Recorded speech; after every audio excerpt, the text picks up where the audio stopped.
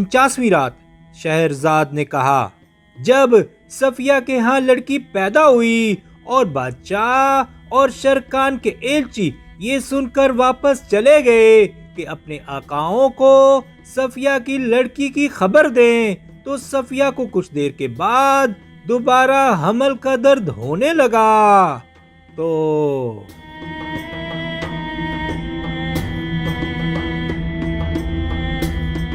اس نے دائیوں سے کہا کہ ذرا ٹھہر جاؤ، کیونکہ مجھے ایسا معلوم ہوتا ہے کہ میرے پیٹ میں ابھی کچھ اور باقی ہے۔ جب اس کا وقت پورا ہوا تو اس کے ہاں دوسرے بچے کی پیدائش ہوئی، اور جب انہوں نے اسے دیکھا تو وہ ایک لڑکا تھا جس کی روشن پیشانی اور سرخ گلاب کے سے رخسار تھے۔ یہ دیکھ کر صفیہ اور تمام حاضرین خوش ہو گئے اور محل میں رنگ رلیاں ہونے لگیں۔ جب بادشاہ عمر نے یہ سنا تو اس کو اس پر بے حد خوشی ہوئی، اور وہ اٹھ کر اس کے پاس گیا اور لڑکے کو بوسہ دیا، اور اس نے حکم دیا کہ لڑکے کا نام ذو المکان اور اس کی بہن کا نام نزہت الزماں رکھا جائے۔ بادشاہ نے ان کی خدمت کے لیے دائیاں اور نوکر چاکر مقرر کر دیے، اور جن جن چیزوں کی ان کو ضرورت تھی اس نے اس کا حکم دیا۔ اور جب بغداد والوں کو ان اولادوں کی خبر ہوئی جو خدا نے بادشاہ کو عطا کی تھی، تو انہوں نے شہر کو سجایا اور نکارے بجائے۔ عمرہ اور وزراء نے بادشاہ کو اس کے بیٹے ذو المکان اور بیٹی نزہت الزماں کی پیدائش پر مبارکباد دی۔ بادشاہ نے مبارکباد پر ان کا شکریہ ادا کیا اور انہیں قیمتی پوشاکیں عطا کی، اور انہیں پہلے سے زیادہ انعام و اکرام دیا، اور ہر خاص و عام پر جو وہاں موجود تھے بخششیں کی۔ جب ان کی عمر 4 سال ہوئی تو بادشاہ نے حکم دیا کہ بہت سا مال و دولت صفیہ کو عطا کیا جائے کہ وہ ان کی تعلیم بہترین طریقے سے کرے۔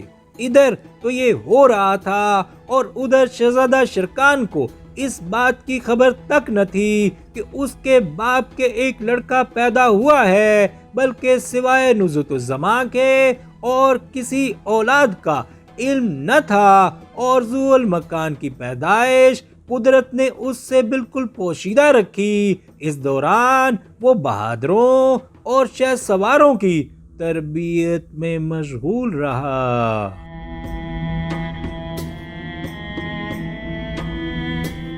ایک روز کا ذکر ہے کہ بادشاہ عمر دربار میں بیٹھا ہوا تھا کہ دربان اندر آیا اور زمین کو بوسہ دے کر کہنے لگا کہ اے بادشاہ، روم کے بادشاہ کے ایلچی آئے ہیں جو عالی شان قسطنطنیہ کا مالک ہے، اور تیری خدمت میں حاضر ہونے اور تیرے سامنے اپنے آنے کا سبب پیش کرنا چاہتے ہیں۔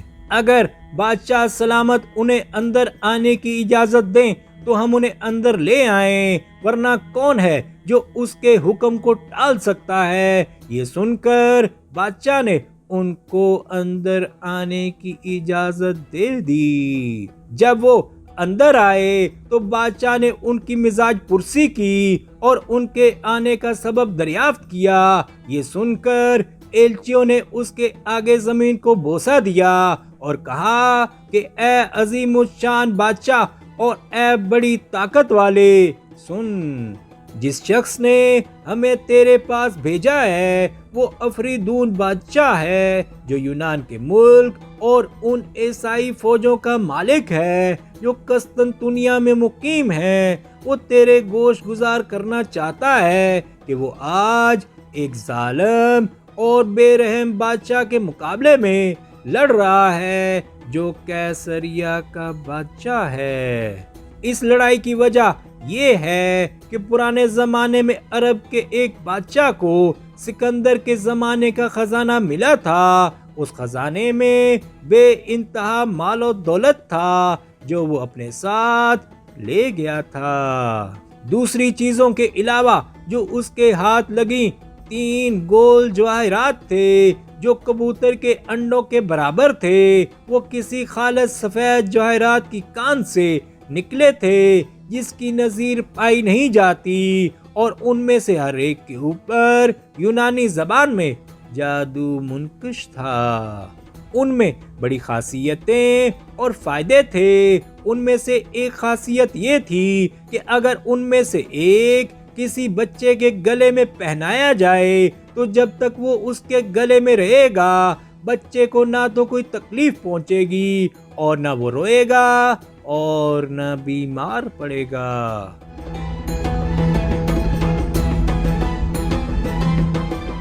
جب یہ جواہرات اس کے ہاتھ لگے اور ان کے بھید سے اسے آگاہی ہوئی تو اس نے افریدون بادشاہ کو بعض عجیب و غریب چیزیں اور مال بطور ہدیے کے بھیجا، اور ان کے ساتھ وہ 3 جواہرات بھی تھے۔ ان چیزوں کو اس نے 2 جہازوں میں بہت سے سپاہیوں کے ساتھ روانہ کیا کہ وہ ان کو سمندر میں ڈاکوؤں سے بچائیں، بالخصوص اس وجہ سے کہ یہ عرب کے بادشاہ کا مال تھا، اور ان جہازوں کا راستہ جن میں تحفے اور تحائف تھے اس سمندر میں سے ہو کر جاتا تھا جو قسطنطنیہ کے بادشاہ کی حکومت میں تھا۔ جب وہ جہاز تیار کر کے روانہ کر چکا اور وہ چلتے چلتے ہمارے ملک کے قریب پہنچے تو وہاں کے ڈاکوؤں نے، جن میں کیسریا کے بادشاہ کے لشکر بھی شامل تھے، ان پر حملہ کیا اور تمام تحفے تحائف اور مال اور ذخیرے اور 3 جواہرات غرضے کے جو کچھ بھی جہاز میں تھا سب لوٹ لیا اور لوگوں کو قتل کر ڈالا۔ جب ہمارے بادشاہ کو اس کی خبر ہوئی تو اس نے ان کے خلاف ایک لشکر بھیجا، لیکن انہوں نے اس لشکر کو تتر بتر کر دیا۔ اس کے بعد اس نے ایک دوسرا لشکر روانہ کیا جو پہلے سے زیادہ زبردست تھا، لیکن انہوں نے اسے بھی بھگا دیا۔ اس پر بادشاہ کو سخت غصہ آیا اور اس نے قسم کھائی کہ وہ خود اپنے تمام لشکر کے ہمراہ حملہ آور ہوگا اور اس وقت تک واپس نہ آئے گا جب تک کہ وہ ارمینی کیسریا کو تباہ نہ کر ڈالے گا اور سارے ملک کو جس پر اس کا بادشاہ حکمرانی کرتا ہے درہم برہم نہ کر ڈالے گا۔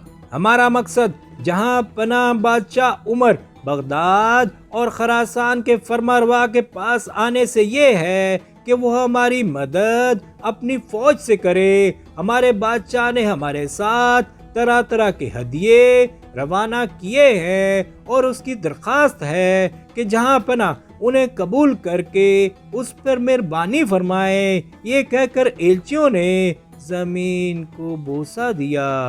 اس کے بعد انہوں نے اس کے سامنے ہدیے جن میں 50 کنیزیں جو یونان کے ملک میں منتخب تھیں اور 50 گورے غلام جو اطلس کی قبائیں اور نہایت بیش قیمتی پوشاکیں پہنے ہوئے تھے پیش کیے۔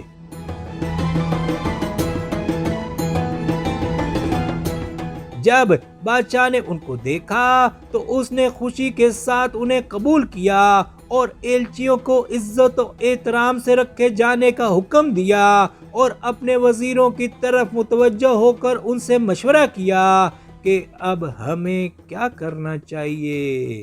یہ سن کر ان میں سے ایک وزیر اٹھا جو بہت بوڑھا تھا اور جس کا نام دندان تھا۔ اس نے بادشاہ کے آگے زمین کو بوسہ دے کر کہا کہ اے بادشاہ، اس سے بہتر کوئی بات نہیں کہ تو ایک جرار لشکر تیار کرے اور اپنے بیٹے شرکان کو اس کا سپہ سالار بنائے، اور ہم سب اس کی غلامی کے لیے حاضر ہیں۔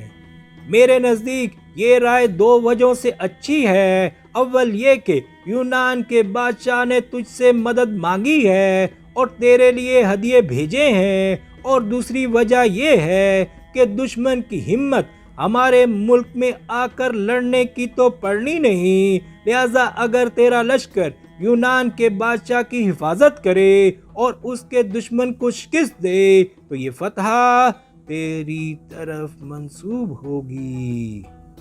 جب اس فتح کی شہرت ہر ملک اور خطے میں پھیلے گی، اور بالخصوص جب یہ خبر جزائر البحر میں پہنچے گی اور پچھم والے اسے سنیں گے تو وہ تیرے پاس ہدیے اور تحفے اور مال و دولت روانہ کریں گے۔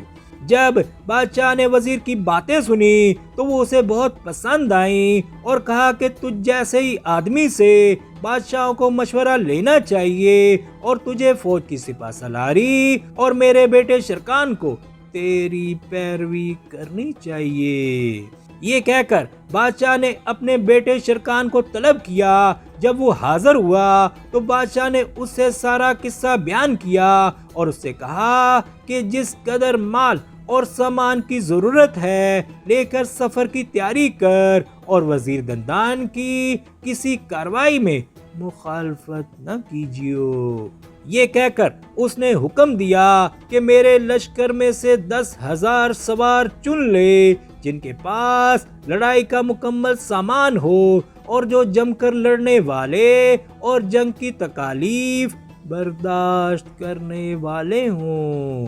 شرکان نے اپنے باپ عمر کا حکم مان لیا اور فوراً اٹھ کھڑا ہوا اور شاہی لشکر میں سے 10,000 سوار منتخب کیے اور انہیں انعام و اکرام دیا، اور ان سے کہا کہ تم لوگوں کو تیاری کے لیے 3 دن کی مہلت ہے۔ یہ سن کر انہوں نے اس کے آگے زمین کو بوسہ دیا اور اس کے پاس سے رخصت ہو کر تیاری میں لگ گئے۔ اب شرکان نے اسلحہ اور جنگ کے لیے جن جن چیزوں کی ضرورت تھی منتخب کی۔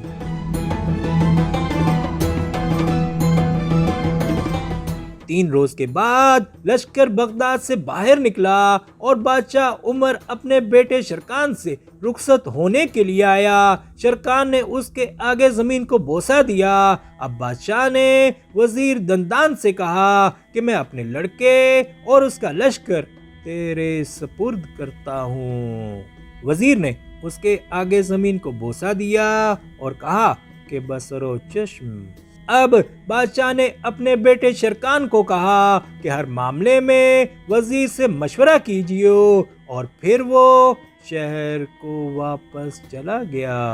اب شرکان نے لشکر کا جائزہ لیا تو لشکر کی تعداد واقعی 10,000 سوار تھی۔ اب لوگوں نے سارا سامان لادا اور شہزادہ شرکان اور وزیر دندان ایلچیوں کی رہبری میں چل کھڑے ہوئے اور 20 روز تک چلتے رہے، اور پھر 21ویں روز وہ رات کے وقت ایک لمبی چوڑی وادی میں پہنچے۔ اب شرکان نے حکم دیا کہ ہم لوگ یہاں 3 روز تک قیام کریں گے، اور پھر سپاہیوں نے اتر کر ڈیرے ڈال دیے اور وادی میں پھیل گئے، اور وزیر دندان وادی کے بیچ میں اترا اور اس کے ساتھ قسطنطنیہ کے بادشاہ افریدون کے ایلچی تھے۔ شہزادہ شرکان 1 پہر تک لشکر کے ساتھ ٹھہرا رہا۔ اس کے بعد وہ اپنے گھوڑے پر سوار ہوا تاکہ وادی کا حال دریافت کرے، کیونکہ یہاں سے دشمن کے ملک یونان کی ابتدا ہوتی تھی۔ چلتے چلتے جب رات کا کافی حصہ گزر چکا اور اس پر نیند کا غلبہ ہوا تو اپنے گھوڑے پر ہی سو گیا، کیونکہ اس کو گھوڑے کی پیٹھ پر سو جانے کی عادت تھی، اور اس کا گھوڑا اس کو لیے چلتا رہا، اور گھوڑا ایک گھنے جنگل میں پہنچا جہاں بہت سے درخت تھے۔ جب شرکان کی آنکھ کھلی تو اس نے دیکھا کہ اس کے چاروں طرف درخت ہی درخت ہیں، اور چاندنی مشرق سے مغرب تک پھیلی ہوئی ہے۔ وہ اسی حالت میں تھا کہ اتنے میں اسے نسوانی آوازیں سنائی دیں جو قریبی ایک میدان میں سے آ رہی تھیں، اور پھر اسے عورت کی آواز میں ایک زوردار قہقہ سنائی دیا۔ یہ سن کر شہزادہ شرکان اپنے گھوڑے پر سے اتر پڑا اور اسے ایک درخت سے باندھ دیا، اور چلتے چلتے ایک نہر کے قریب پہنچا، اور وہاں اس نے ایک عورت کو عربی زبان میں کہتے سنا کہ مسیح کی قسم اب شہرزاد کو صبح ہوتی نظر آئی اور اس نے یہ کہانی بند کر دی۔